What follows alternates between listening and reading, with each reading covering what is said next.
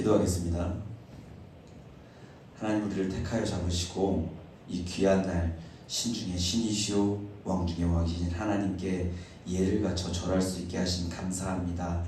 예배를 드리기 앞서 우리 안에 있는 모든 악한 것들, 더러운 것들이 이 시간 떠나가게 하여 주옵소서. 신실하시고 완전하신 주님 한 분만을 찬양하고 예배하는 이 시간 되기 원하오니 그의 날 마가의 다락방에 성령 하나님 불같이 역사하셨던 것처럼 이 예배당 안에 성령님 친히 강림하여 주시어서 우리를 만나 주옵소서. 성전에 와서 뜰만 밟고 돌아가지 않도록 돌보아 주옵시고 말씀을 들고선 제게 성령 하나님의 기름 부으심이 있게 하사 들을 만한 자의 두 귀를 열어 주옵시고 가슴 가운데 커다란 울림이 있게 하여 주옵소서. 감사합니다. 사랑이 많으신 예수님 이름으로 기도합니다. 아멘. 안녕하세요. 미선이 안녕? 미선이 이방인 되지 않도록 옆에서 잘 좀 보호해 주세요. 대답해, 옆에 있는 사람들. 제게는 두 딸이 있는데요. 아이들이 어렸을 때 저는 아이들과 함께 63빌딩에 있는 수족관을 갔었습니다. 63빌딩에 있는 수족관을 갔는데 참 너무나 신기하고 재밌는 물고기들이 많이 있었어요. 수족관이 투명으로 돼갖고 좌우 양옆으로 물고기들이 이렇게 떠다니는데 너무나 신기했어요. 그 중에서는 우리 소연이를 닮은 이런 물고기도 있었습니다. 물고기 한 마리만 올려주세요. 우리 소연이를 닮은 이런 물고기가 있었고 또 보혜를 닮은 이런 물고기도 있었습니다. 그렇죠. 웃기게 생겼죠. 너희들 싸우는 거니? 너희들 다 이렇게 생겼어요. 자, 그럼 우리 뿡뿡이 엄마는 어떤 물고기를 닮았어요? 뿡뿡이 어머나 너무 못됐다. 자, 뒤에서 거의 조작이 있었습니다. 그러면은 우리 미선이를 닮은 물고기는 어떤 물고기가 있었을까요? 한번 보시죠. 너무나 귀엽다. 오랜만에 나왔다고 예쁘게 받아주셨어요. 마지막으로 저를 닮은 물고기는 뭐였을까요? 야, 너 일로 와봐. 똑같다니요. 무슨 말씀을 하시는 거예요? 저는 수족관에 투명한 유리. 그만해.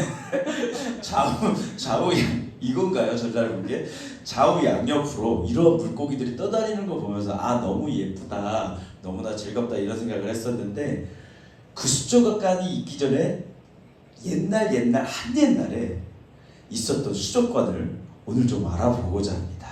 그럼 오늘 예배의 말씀 안으로 한번 들어가 보도록 하겠습니다. 우리는 지난 예배 시간에 하나님께서 이스라엘을 어떻게 민족으로 만들어 가셨는지, 어떤 이유로 출애굽시키셨는지 알아보았습니다.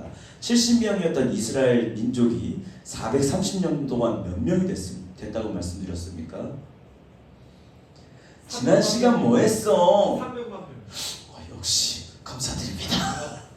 맞습니다. 70명이던 이스라엘 민족이 애굽에 들어가 있던 430년 기간 동안 적게는 200만에서 많게는 400만 명, 거기다 반으로 뚝 잘라갖고 거의 300만 명 가까이 만들어졌다고 말했습니다. 세상에서 강하다고 하는 이들이 그들만의 문화를 이루면서 또 어떻게 살았다고 했습니까? 우리 레위기 18장을 다시 한번 보고 싶지만 여러분들이 자주 본 관계로다가 제가 말하겠습니다. 자기들의 뜻대로 살고 육체적으로 아무나하고나 성관계를 맺고 심지어 동물하고도 성관계를 맺는 등 자기들의 육적인 쾌락만을 위해 살고 결국 그들의 죄가 하나님께서 생각하신 심판의 경지에까지 이르니까 하나님께서는 그의 거룩으로 죄악된 것들을 진멸하시고 세상 가운데 하나님의 거룩을 나타낼 그의 민족 이스라엘을 어떻게 했다고요? 출애굽시키셨다고요. 거기까지 보았습니다. 그러면 이제 이 거룩한 민족이 세상의 것들을 처음서부터 물리치느냐? 아닙니다. 하나님께서는 그의 민족을 악한 것들 가운데 탈출시키신 후에 곧바로 전쟁을 하지 않으십니다. 처음으로 하나님께서 하시는 것은 하나님의 기적으로 이스라엘 백성이 하나님을 믿게끔 하시는 건데 그중 대표적인 것이 바로 오늘 홍쿠아리움 홍해를 건너는 위대한 사건입니다. 오늘 말씀 17절부터 18절까지 한번 봐볼까요? 13장 17절부터 18절입니다. 자, 시작. 바로가 백성을 보낸 후에 블레셋 사람의 땅의 길은 가까울지라도 이는 하나님이 말씀하시기를 이 백성이 전쟁을 하게 되면 마음을 돌이켜 애굽으로 돌아갈까 하셨습니다. 18절 그러므로 하나님이 홍해의 광야길을 돌려 백성을 인도하심에 이스라엘 자손이 애굽 땅에서 대열을 지어 나올 때 여러분 원래 애굽에서 가나안까지 거리는 직선 거리로 10하루면 도달할 수 있는 거리입니다. 그러니까 마을 입구에서 여기까지 직선거리, 이런 직선거리로 10하루면 갈 수 있는 거리인데 하나님께서 뭐라고 하십니까? 17절 마지막 부분 한번 보세요. 이 백성이 전쟁을 하게 되면 마음을 돌이켜 애굽으로 돌아갈까 하셨습니다. 하나님께서 기껏 10가지 재앙으로 애굽을 탈출하게 하셨는데요. 이 백성이 전쟁을 하면 애굽으로 다시 돌아갈까 봐 하나님께서는요 아래 홍해길로 돌리십니다. 마을 입구에서 교회까지 오는 직선길이 아니라 그 옆에 길 있죠. 마을 입구에서 이렇게 삥 돌려갖고 이렇게 해갖고 이렇게 오는 거예요. 한 바퀴를 삥 돌려갖고 오는 겁니다. 왜 그랬다고요? 이 백성이 뭐를 하면? 전쟁을 하면은 애굽으로 다시 돌아갈까 봐 하나님께서 이렇게 하셨다고요. 선악과에서 보았지만 하나님께서는요 세상의 모든 것들은 내 맘대로 하시되 순종하느냐 불순종하느냐 하는 그 마음만은 어쩔 수 없으신 겁니다. 또 이스라엘 사람들이 430년간 목축을 하던 사람들입니다. 순박한 시골 사람들, 똥이나 치우고 돼지나 기르던 이런 사람들이 그 당시 화려한 철기 문명을 가지고 있던 가나안을 상대하기란 쉽지 않은 일입니다. 여러분 몽둥이 들고 있는데 칼 들고 있는 저랑 싸우러 보면 싸우시겠어요? 보혜는 싸울 것 같아. 뭐야! 이러면서 세상에요. 충분히 마음이 흔들리겠죠. 뭐야! 그래서 결국 하나님께서는 가나안으로 직진하지 않으시고 아래쪽으로 내려가서 홍해를 지나서 광야길로 돌아서 들어가게끔 하십니다. 여러분 사람이 보기에 빠른 길이 아니라요 하나님께서 보시기에 안전한 길로 돌리시는 겁니다.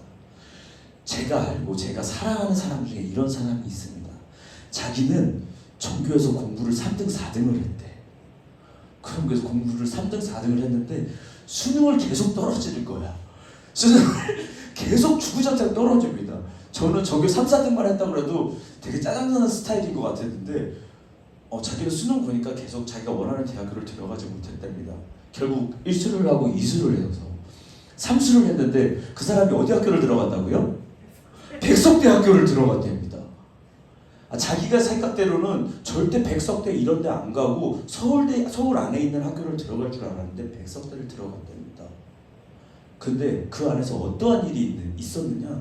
그 사람이 드럼을 치는 사람을 보고 락 동아리 그룹을 들어가려고 하다가 그 사람이 너무 노래도 못 부르고 좀 이상하길래 그 사람이 아니라 옆에서 다른 드럼 치던 친구인가요?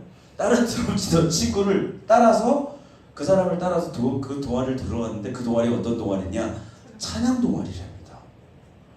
이 친구는 전교에서 3, 4등 하는 친구고 공부도 잘하는 친구고 나는 인서울 대학교를 갈 거야 이런 당연히 갈 거라는 마음을 갖고 있었는데 재수, 3수를 하다가 어쩌다가 보니까 백석대학교를 들어갔고 어쩌다가 보니까 락 동아리가 아닌 그 옆에서 드럼을 조금 더 잘 치던 친구를 따라서 그 동아리를 들어갔는데 그 동아리가 찬양 동아리라답니다. 결국 그 찬양 동아리에 찬양 팀장을 맡고 가장 중요한 것은 여기 계신 분을 아내로 삼고 결국 하나님을 만나서 지금 오늘도 찬양을 인도했습니다. 그 친구가 누굽니까? 맞습니다. 저기 정연입니다. 정연이가 생각하기에는 자기는 분명히 인서울하는 대학교를 들어갈 줄 알았는데 하나님께서는 그 길로 정연이를 돌리지 않으셨습니다. 너나 만나기 위해서 재수에 3수에 너나 만나기 위해서 찬양 동아리로 들어가 너나 만나기 위해서 찬양 팀장 동아리 팀장을 해. 사람이 보기에는 분명히 이 길이 빠른데 하나님께서는 그 길로 돌리지 않으시고 길 가게끔 아니하시고 안전한 길로 돌리셨다고요. 어떻게요? 하나님 앞에서 떨어지지 않을 만한 그 안전한 길. 이스라엘도 그랬습니다. 이스라엘도 이렇게 가나안을 보면 그들의 마음이 돌아설까봐 하나님께서는 그들이 마음이 돌아가지 않게끔 홍해길로 잡아서 돌리십니다. 그리고 결국 삥 돌아서 홍해길로 들어가게 되는데, 이 홍해길로 가기 전에는 어디를 건너야 됩니까? 홍해를 건너야 됩니다. 그리고 어떻게 이끌어 가실까요? 하나님께서 낮에는 구름 기둥, 밤에는 불 기둥으로 이끄십니다. 왜 그럴까요? 낮도 밤춥입니다. 낮에는 덥고 밤에는 춥습니다. 제가 인터넷에서 찾아보니까 애국, 오늘날 이집트의 온도 차이는 대충 15도에서 20도 가량 차이가 납니다. 낮에는 덥고 밤에는 겁나 추운 그런 이스라엘 민족을 덥지 않도록 낮에는 구름 기둥, 밤에는 불 기둥으로 인도하고 계십니다. 몇 명을요? 300만 명을. 300만 명 다 덮으려면 구름이 엄청 커야겠죠. 불도 엄청 커야겠고요. 대충 300만 명의 대민족을 하나님의 보호하심으로 이끌고 계십니다. 너무 멋있지 않나요, 저게나? 너무 멋있습니다. 그럼 그 이스라엘이 하나님의 10가지 재앙도 보았고 또 구름 기둥, 불 기둥을 보았으니 이제 믿음이 충만해졌냐? 그렇지 않습니다. 출애굽기 14장 10절부터 12절까지 한번 보시죠. 출애굽기 14장 10절부터 12절까지입니다. 시작. 바로가 가까이 올 때 이스라엘 자손이 눈을 들어 본즉 애국 사람들이 자기들 뒤에 이른지라. 이스라엘이 자손이 심히 두려워 여호와께 부르짖고 그들이 또 모세에게 이르되 애굽에 매장지가 없어서 당신이 우리를 이끌어내어 이 광야에서 죽게 하느냐? 어찌하여 당신이 우리를 애굽에서 이끌어내어 우리에게 이같이 하느냐? 12절입니다. 이런 말이 이것이 아니냐? 이르기를 우리를 내버려두라. 우리가 애굽 사람을 섬길 것이라 하지 아니하더냐? 애굽 사람을 섬기는 것이 광야에서 죽는 것보다 낫겠노라. 분명히 이 이스라엘 백성은요, 애굽을 나올 때 하나님께서 내리신 10가지 재앙을 보았고 낮에는 구름 기둥, 밤에는 불 기둥으로 인도하시는 하나님의 영광을 보았음에도 불구하고 막상 눈앞에 두려움, 어려움, 환난과 고난이 있으니까 어떡합니까? 하나님을 원망하기 시작합니다. 그러자 신실하신 하나님의 놀라우신 능력이 나타납니다. 아, 이거 너무 스펙타클해. 자, 19절입니다. 여기서부터 제가 한번 읽어보겠습니다. 여러분들 마음속으로 머릿속으로 한번 그려보세요. 19절 제가 한번 읽겠습니다.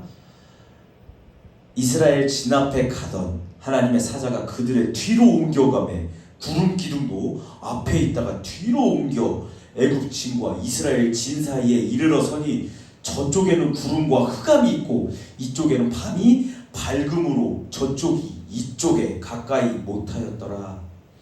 여러분, 하나님의 사자가 하나님을 믿는 이들에게는 더위를 가려주는 구름 기둥이고 밤 또한 밝음입니다. 그러나 하나님을 믿지 않는 이들에게는 뭐라고요? 흑암이라고요. 여기서 나오는 흑암은 태초에 빛이 있기 이전의 흑암, 혼돈과 공허와 함께 했었던 그 흑암입니다. 앞이 전혀 보이지 않는 그런 완전한 어두움. 에스겔이나 요엘, 아모스 선지자는 여기에서 나오는 흑암이라는 단어를 가지고 그들의 선지서에 마지막 죽음 뭐 이런 뜻으로 사용했습니다. 그 하나님의 사자가 불신자들에게는 흑암이고 두려움인 겁니다. 마지막 죽음인 겁니다. 그 후에 드디어 오늘의 제목인 홍쿠아리야. 홍쿠 아까쯤에 재밌게 생긴 소연이를 닮은 물고기랑 보혜를 닮은 그런 물고기들이 있었던 재밌게 생긴 물고기들이 있던 홍쿠아리움이 개장하기 시작합니다. 21절입니다. 제가 읽어나갈 테니까 여러분들은 머릿속으로 홍쿠아리움을 만들어 보시기 바랍니다. 모세가 바다 위로 손을 내밀매 여호와께서 큰 동풍이 밤새도록 바닷물을 물러가게 하시니 물이 갈라져 바다가 마른 땅이 된지라. 이스라엘 자손이 바다 가운데를 육지로 걸어가고 물은 그들의 좌우에 뭐가 됐어요?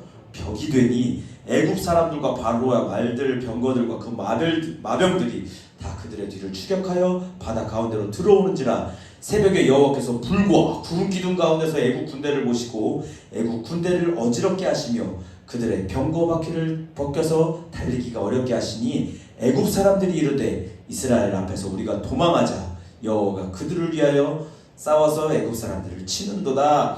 여호와께서 모세에게 이르시되 내 손을 바다 위로 내밀어 물이 애굽 사람들과 그들의 병거들과 마병들 위에 다시 흐르게 하라 하시니 모세가 곧 손을 바다 위로 내밀매 새벽이 되어 바다의 힘이 회복된지라 애굽 사람들이 물을 거슬러 도망하나 여호와께서 애굽 사람들을 바다 가운데 엎으시니 물이 다시 흘러 병거들과 기병들을 덮되 그들의 뒤를 따라 바다에 들어간 바로의 군대를 다 덮으니 하나도 남지 않고 그날에 이스라엘 자손은 바다 가운데를 육지로 행하였고 물이 좌우에 벽이 되었더라. 그 나라 여호와께서 이같이 이스라엘을 애굽 사람의 손에서 구원하심에 이스라엘이 바닷가에서 애굽 사람들이 죽어있는 것을 보았더라. 아멘. 마지막까지 볼까? 31절까지 한번 보겠습니다. 이스라엘이 여호와께서 애굽 사람들에게 행하신 그 큰 능력을 보았으므로 백성이 여호와를 경외하며 여호와와 그의 종 모세를 믿었더라. 아멘. 원래는 이스라엘 백성들이 하나님과 모세를 믿지 않았는데요. 하나님의 이런 이적 홍쿠아리움을 보고 바다가 옆에서 벽이 되는 홍쿠아리움을 보고 이제서야 이스라엘 백성들이 하나님과 모세를 믿기 시작합니다. 아까 지금의 그 많은 물고기들이 그때 있었습니다. 소연이를 닮은 죄송해요. 이렇게 코가 이렇게 생긴 귀엽게 생긴 그 물고기들이 있었습니다. 그러면은 이 홍쿠아리움 사건을 저는 세 가지로 나눠서 말씀드려보겠습니다. 첫 번째는 세상 가운데 나타나는 하나님의 거룩입니다. 하나님께서는 가증한 풍습으로 죄가 턱끝까지 차올라서 멸망받아 마땅한 애굽인들에게 그의 거룩을 나타내셨습니다. 왜 멸망받아 마땅하다고요? 레위기 18장에 나오던 그런 가증한 풍습이 있었기 때문에 그랬다고요. 그럼 출애굽기 14장 17절 한번 읽어볼까요? 14장 17절입니다. 시작. 내가 애굽 사람들의 마음을 완악하게 할 것인즉 그들이 그 뒤를 따라갈 것이라. 내가 바로와 그의 모든 군대와 그의 병거와 마병으로 말미암아 영광을 얻으리니 내가 바로와 병거와 마병으로 말미암아 영광을 얻을 때 어떤 나라 사람들이? 애굽 사람들이 나를 여호와인 줄 알리라 하시더니. 여러분, 이스라엘 사람들에게 하나님을 알게 하시는 게 아니라 어디 나라 사람들이래요? 세상 가운데 알리시는 겁니다. 애굽 사람들한테 하나님을 나타내시는 겁니다. 이제 거룩하지 못한 세상 모든 나라에 하나님의 존재, 거룩하신 하나님을 알리시는 거라고요. 우리 하나님 너무나 멋지시죠? 자꾸 머릿속으로 이 홍해 사건을 벽이 되고 이거를 홍쿠아리움을 그려보세요. 자, 그리고 홍쿠아리움 두 번째는요, 고대 근동 지방에는요, 그러니까 오늘날 중동 지방에는 이 홍해 사건이 굉장히 큰일입니다. 왜냐하면 고대 근동 지방의 바다에서는 이 바닷속에는 괴물이 살고 있었다는 전설이 내려오기 때문입니다. 이 바다가 두려움의 대상이 된 건 고대 근동 바벨로니아에서 널리 퍼져 있던 바닷속 괴물 티아마트라고 하는 괴물이 바닷속에 산다는 이야기 때문에 이 홍해뿐만이 아니라 바다는 그냥 무서움의 존재인 겁니다. 바벨로니아 신화에도 이 괴물은 나타나고, 또한 노아의 성경에서는 용이나 리워야단, 악어, 라합이라는 이름으로 두려움의 대상으로 나타나고 있습니다. 또한 노아의 홍수 때 전 인류가 심판당한 그런 잠재의식 때문에 이스라엘은 바다에 대한 두려움이 있습니다. 그런데 위대하신 하나님께서 이 두려움, 저주의 상징이신 무엇을요? 바다를 쪼개신 거라고요. 사람들은 바다를 무서워하는데 하나님께서 이 저주의 바다를 쪼개신 겁니다. 뒤에는 눈에 보이는 두려움, 애굽 병사들이 따라오고, 또 앞에는 눈에 보이지 않는 잠재의식에 있는 두려움의 상징인 저주의 바다를 쪼개신 겁니다. 멋있어. 위대하신 하나님께서 그 둘을 한꺼번에 몰살시키신 겁니다. 자, 마지막으로 중요한 세 번째입니다. 사도 바울 선생님 아닙니다. 죄송합니다. 사도 바울 선생님께서는 이 홍쿠아리움 사건을 이렇게 기술하고 있습니다. 고린도전서 10장 1절입니다. 고린도전서는 빨간색 고에 있습니다. 미선이를 잘 살펴주세요. 고린도전서 10장 1절입니다. 찾기 어려우면 옆에 있는 거 같이 봐도 돼요. 고린도 전서는 빨간색 고 거기에 있습니다. 스톱에 있지 않습니다. 고에 있습니다. 자, 10장 1절입니다. 시작. 형제들아 나는 너희가 알지 못하기를 원하지 아니하노니 우리 조상들이 다 구름 아래에 있고 바다 가운데로 지나면 2절 모세에게 속하여 다 구름과 바다에서 세례를 받고. 여러분 뭐래요? 고대 이스라엘이 모세에게 속해서 단체로 세례를 받았다고 설명합니다. 또 골로새서 2장 12절에는 이 세례를 이렇게 얘기합니다. 골로새서 2장 12절 한번 보시죠. 골로새서는 빨간색 골 있습니다. 새 아니에요. 골 있습니다. 골로새서 2장 12절 한번 보시죠. 읽어볼까요? 시작. 너희가 세례로 그리스도와 함께 장사되고 마치 또 죽은 자들 가운데서 그를 일으키신 하나님의 역사를 믿음으로 말미암아 그 안에서 함께 일으키심을 받았느니라. 아멘. 마치 이스라엘이 모세에게 속해서 단체로 세례를 받은 것처럼 이제는 우리가 세례로 말미암아 주님과 함께 죽고 죽은 자들 가운데서 살리신 하나님을 믿는 믿음으로 그 안에서 함께 살아난 거라고요. 마지막으로 그럼 마지막으로 로마서 6장 2절 한번 보겠습니다. 2절부터 5절까지 한번 보시죠. 로마서 6장 2절에서 5절까지입니다. 로마서는 빨간색 롬에 있습니다. 롬에 있습니다. 천천히 찾으셔도 돼요. 부담을 가져주세요. 부담을 갖고 천천히 찾아주셔도 됩니다. 사도 바울 선생님은 이스라엘이 모세에게 속해서 단체로 세례를 받았다고 말씀하시고 또한 예수님을 믿는 우리들은 예수님께 속해서 세례를 받았다고 말씀하시는데 그럼 우리가 무엇 때문에 죽어야 하는지 무엇 때문에 죽어서까지 세례를 받아야 하는지 로마서 6장 2절부터 5절까지 한번 보시죠. 2절 시작. 그럴 수 없느니라 죄에 대하여 죽은 우리가 어찌 그 가운데 더 살리요. 3절 무릇 그리스도 예수와 합하여 세례를 받은 우리는 그의 죽으심과 합하여 세례를 받은 줄을 알지 못하냐. 4절 그러므로 우리가 그의 죽음과 세례를 받음으로 그와 함께 장사되었나니 있는 아버지의 영광으로 말미암아 그를 말미암아 그리스도를 죽은 자 가운데서 살리신과 같이 또한 새 생명 가운데서 행하게 하려 하며 5절 만일 우리가 그의 죽으심과 같은 모양으로 연합한 자가 되었으면 또한 그의 부활과 같은 모양으로 연합한 자도 되리라.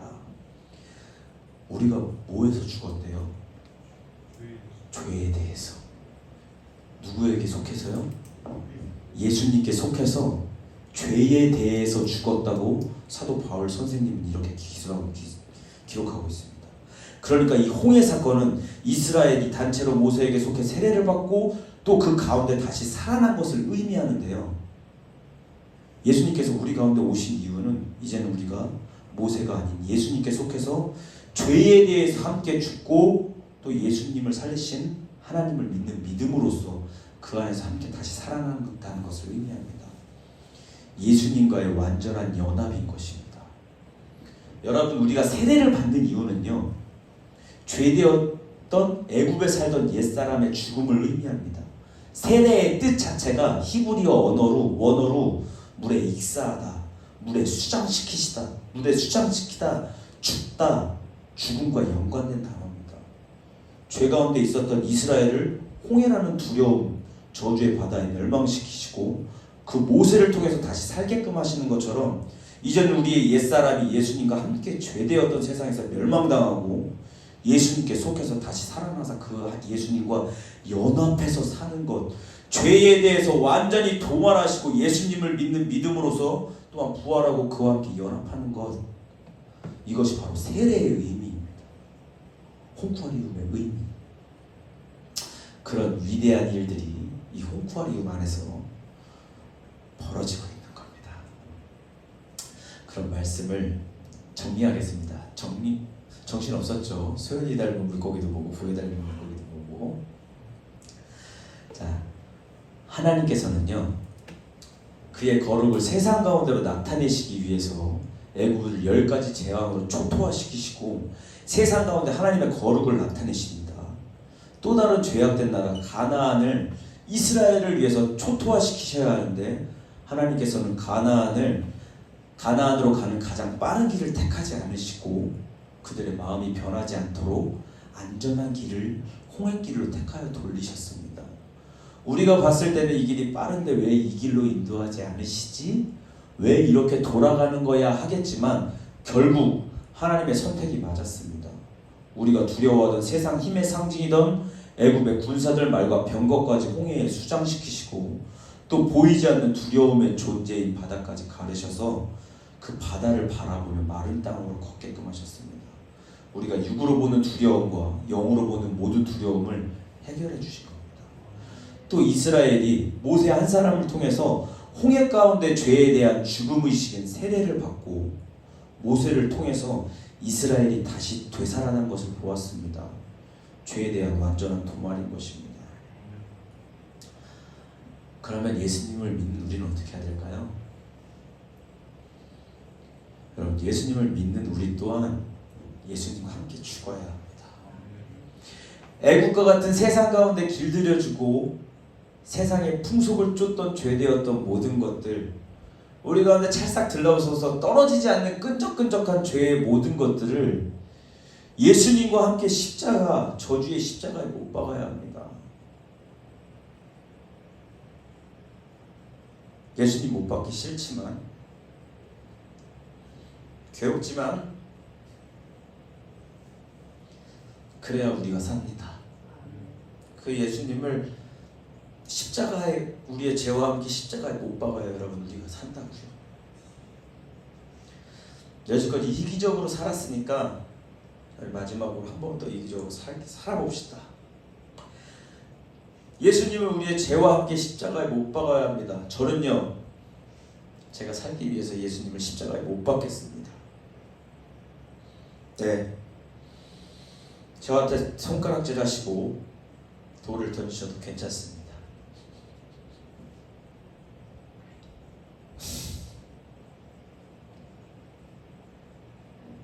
맞습니다. 저는 그렇게 나약하고 죄 많은 놈입니다.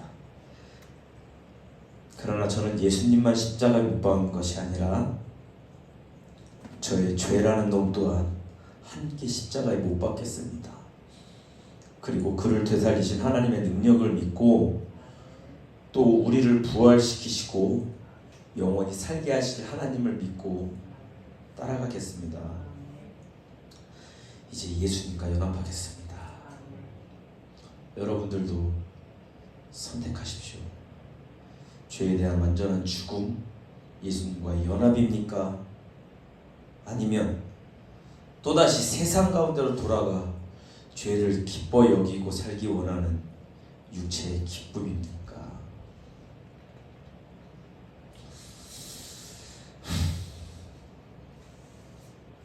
기도하겠습니다.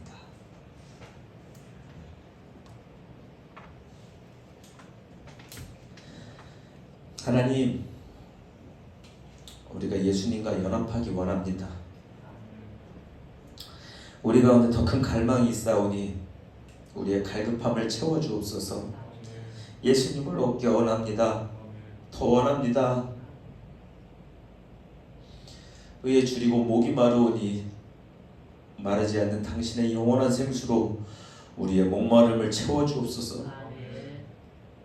주께서 세상의 죄에 대하여는 죽고 아버지의 영광이 죽은 자 가운데서 주님을 다시 살리셨던 것처럼 우리 또한 세상의 죄악 가운데에서는 예수님과 함께 십자가에 못 박히고 우리를 위하여 죽으신 주님과 함께 새 생명 가운데서 살기 원하오니 기도 들어주옵소서.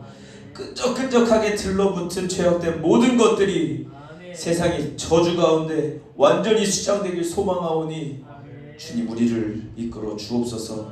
날마다 주님과 연합하여 세상 가운데 하나님의 큰 나라를 그리며 나아갈 수 있는 희엘 청년부 또 예배에 동참하는 모든 이들 되게 하여 주옵소서. 감사합니다. 사랑이 많으신 예수님 이름으로 기도합니다.